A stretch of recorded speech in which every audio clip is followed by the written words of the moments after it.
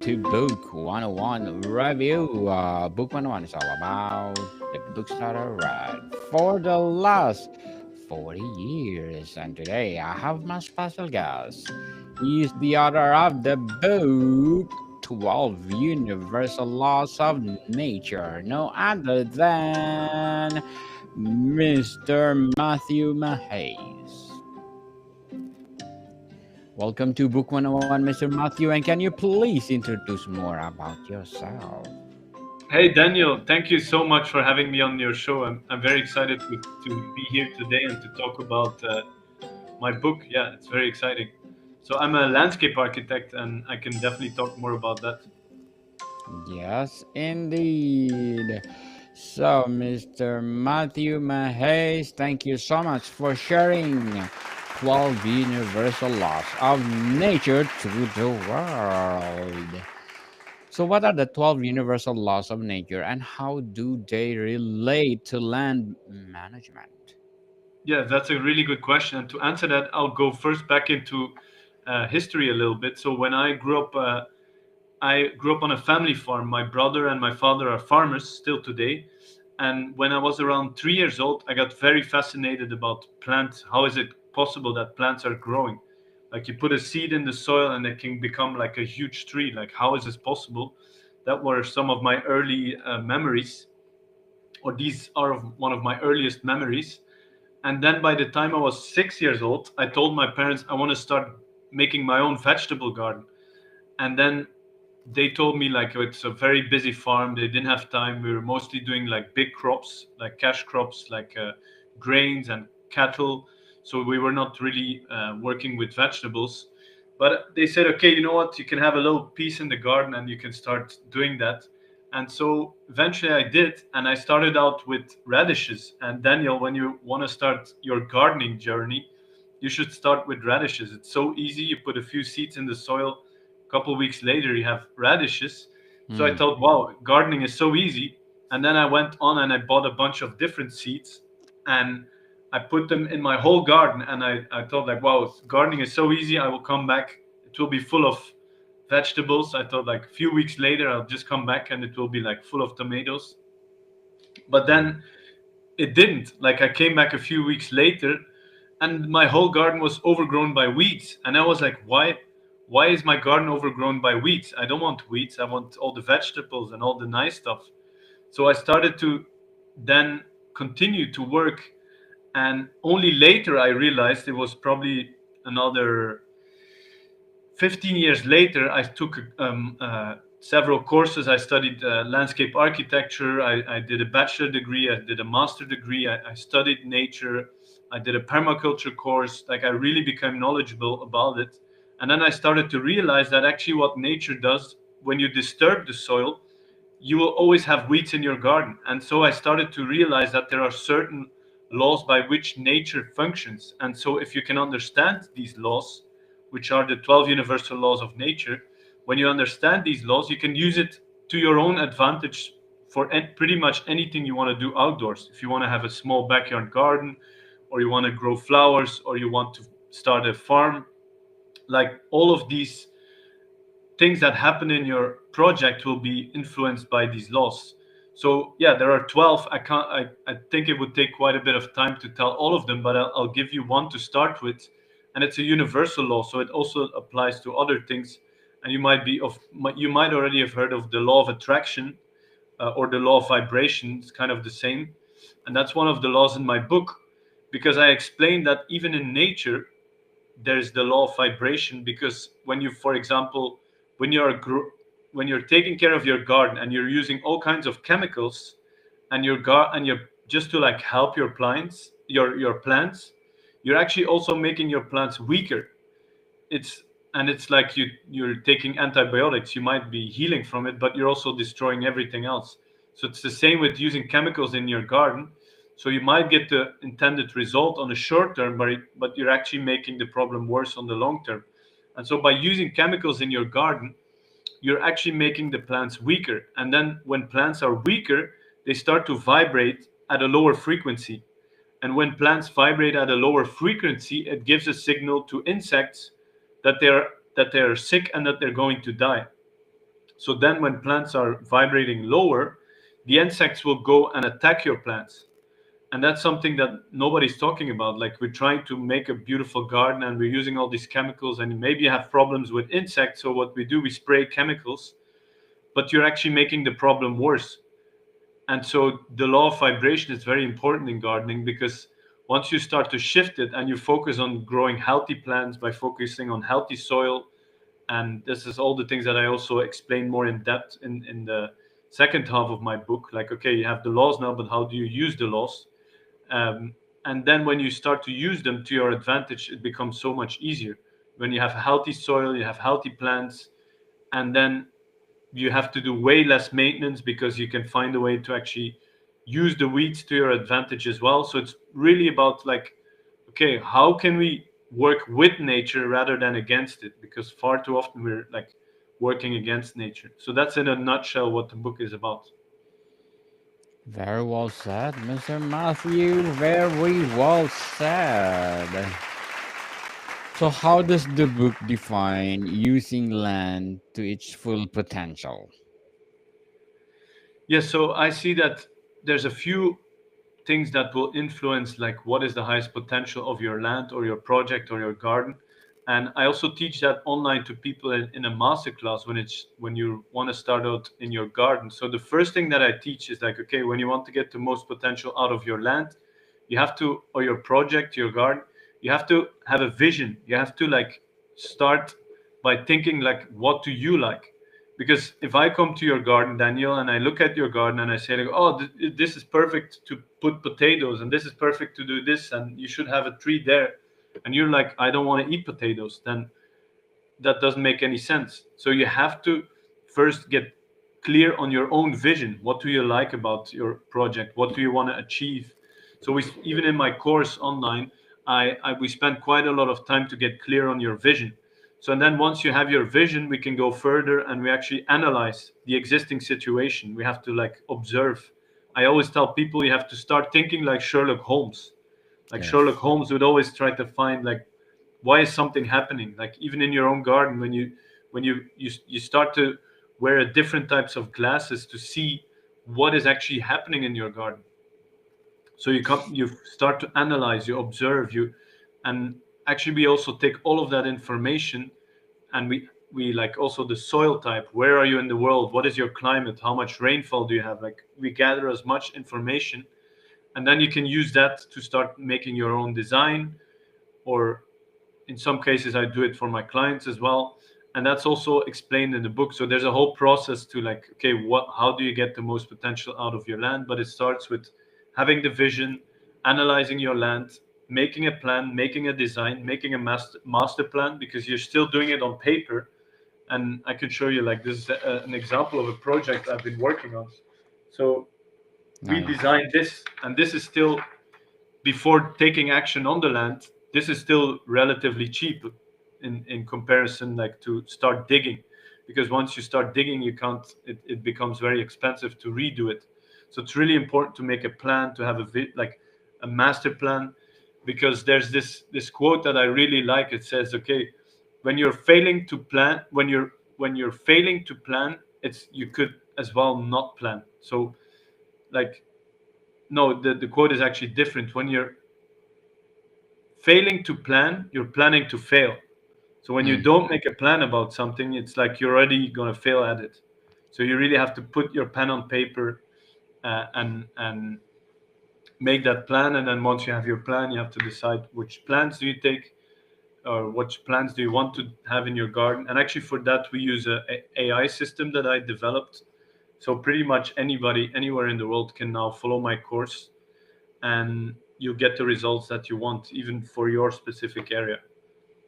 So, Mr. Matthew, what is the biggest misconception people have about natural laws and land use? That's a great question, Daniel, and nobody's ever asked me that. So, what is a big misconception? Yes. I think maybe that the laws are somewhat, they are spiritual laws. So we think that maybe it doesn't apply to your own garden. But since all these laws are universal, they apply to anything. So That's probably the biggest misconception, if I can think of any. What do you Certainly. think would be a big misconception if you understand what the book is about? For the meantime, I don't read yet the book, but well, once I read the book, I will get back to you and let's talk about again. So let's Yes. talk about sustainable land management. How does the book encourage sustainable regenerative land practices? Yes, that's another good question. So, in my book, I really look at different ways that you can have an impact on your land, on your farm, on your garden. And again, when you start to use different techniques that enhance the health of the soil, and that's where everything starts. So all the projects that I do, everything that I talk about in my book, it's about regenerative design. So if you look at regenerative design, what does regeneration mean? It's actually beyond sustainability, because if you look at the word sustainability, it means to sustain. It's just pretty much keep doing the same thing. Or maybe in sustainability there's like we should reduce greenhouse gases, we should reduce this, reduce that, and mitigate. And there's nothing about like, okay, but how are we going to grow? How are we going to move ahead? So regeneration comes in, and it's about restoring natural ecosystems. And it doesn't really matter if you're a farmer or a gardener.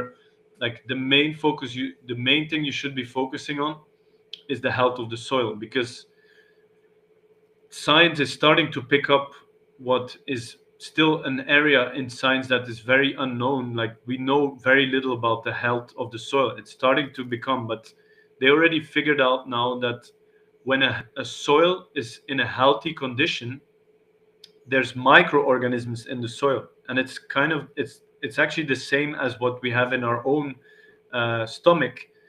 We also have microorganisms that help us with a healthy digestion, and it's exactly the same in the soil. So when you have microorganisms, they can find minerals in the soil, and they will kind of digest it or change it a little bit, and they make it bioavailable for the plants. So if you don't have microorganisms because you're using chemicals in your garden, then this is like there will be a very bad communication, or you will have to add a lot of additional things, and it becomes very expensive. You have to maintain a lot, you have to like care of your garden all the time. And then, but when you focus on regeneration, on restoring the natural ecosystems, and it sounds like you could think now, okay, but then you're just creating nature. Not really, because you still also blend in whatever you want to achieve with your garden. So Daniel, if you would say, I love to have a tea garden, then we also incorporate that, because you become part of the ecosystem. It's not like we are separate, we are part of it. So they even figured out that because we want to create biodiversity, because why do we even want to create biodiversity for the world, right? It's like, okay, well, if you think about it, biodiversity gives us everything that makes it possible for us to live on this planet. It gives us healthy air to breathe, it gives us clean water.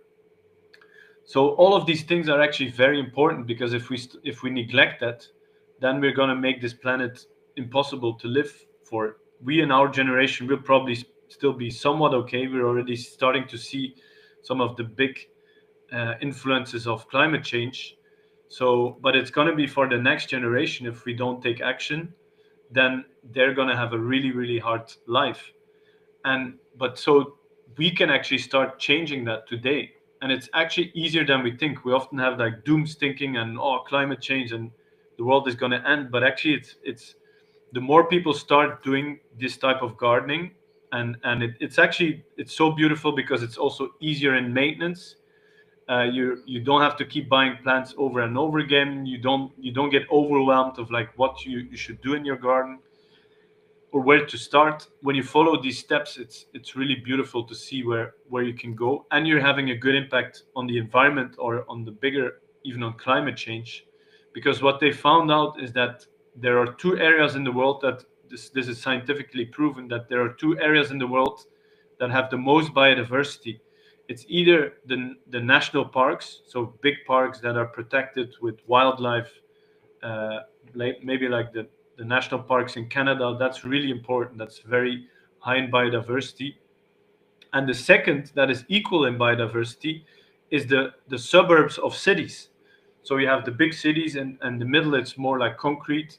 There's not so much greenery, but as you go to the outside of the cities, everybody has his own little garden, and there's different plants, there's different trees, there's a lot of different things happening, and that attracts a lot of wildlife to those areas.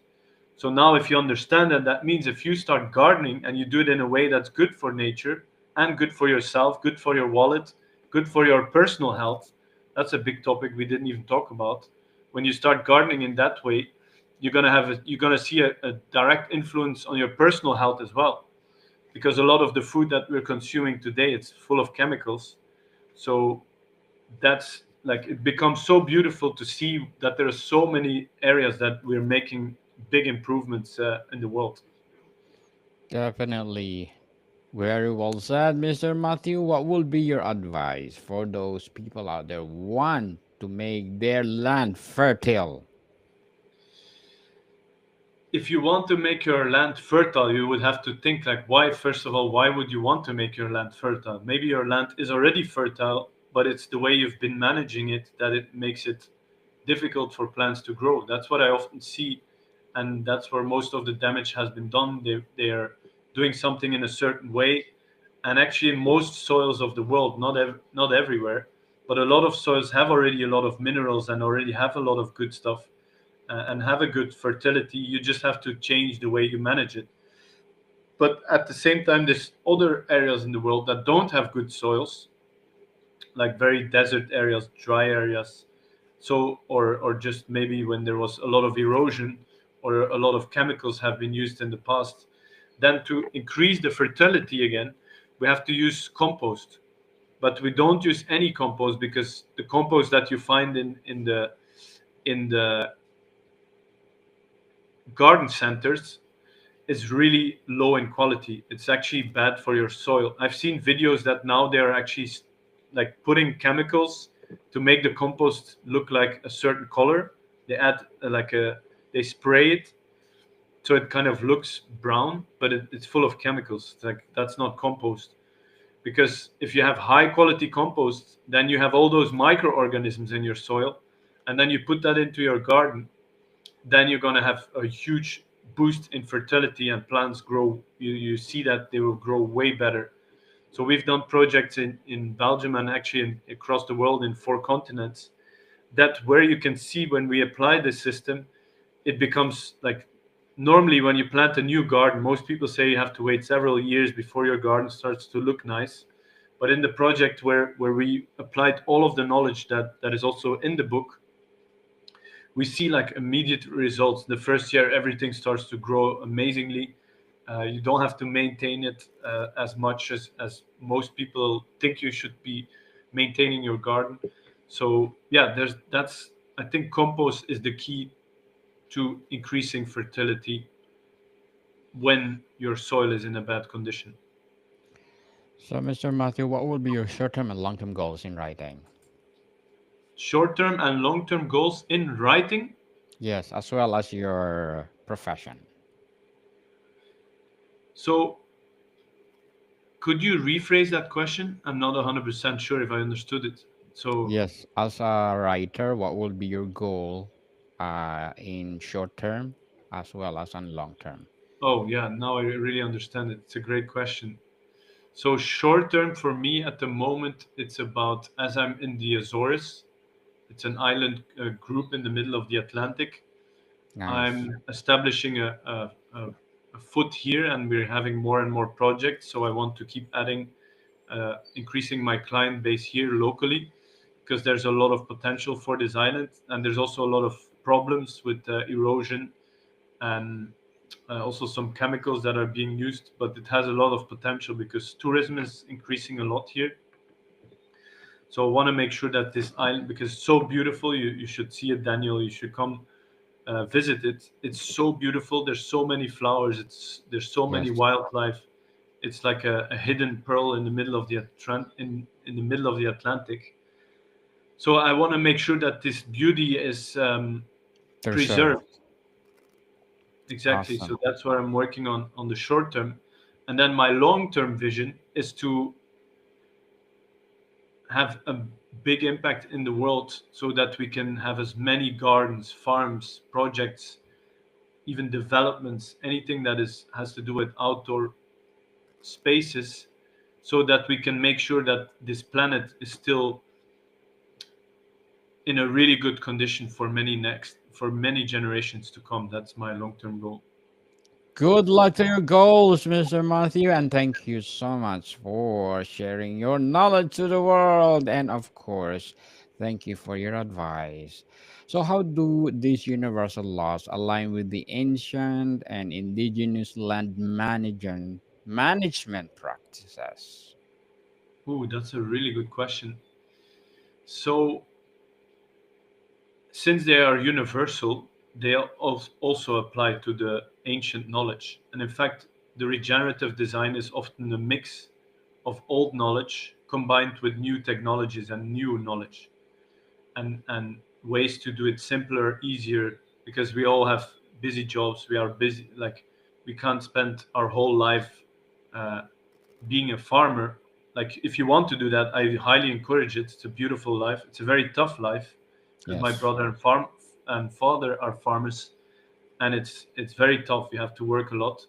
But if you want to pursue that, do it. We need more farmers in the world. But to be realistic as well, is that we have a lot of people that have gardens, or community gardens, and there we can also make a big change. So I think that ancient knowledge is there, and we're applying it in the way we design properties, gardens, etc. And just to give you an example, it's quite interesting that what I figured out, or what scientists have figured out, what I came across it, is that they now say that the Amazon rainforest is man-made. Yeah. So because of the indigenous people in the Amazon, the way they interacted with the Amazon rainforest, and planting some plants and changing and hunting and all that affects that, they actually created the Amazon rainforest. Can you imagine that? Like, this huge forest, it's actually made by Yes. humans. And Huge. that, when we have that knowledge, we also have a certain responsibility to take care of the nature, because it's the very thing that makes it possible that we can live on this planet. So we have to and there's so much opportunities, not only just for the next generations, but also in the when we live now. Like, I told you about how much better you will live. Your mental health will improve when you start gardening in the right way. You just feel accomplished. You'll get way older. Your health increases.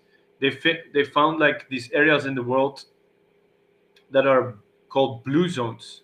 So blue zones are areas where people live well over 100 years old, or they have a high population of people that are over 100 years old, which is pretty crazy.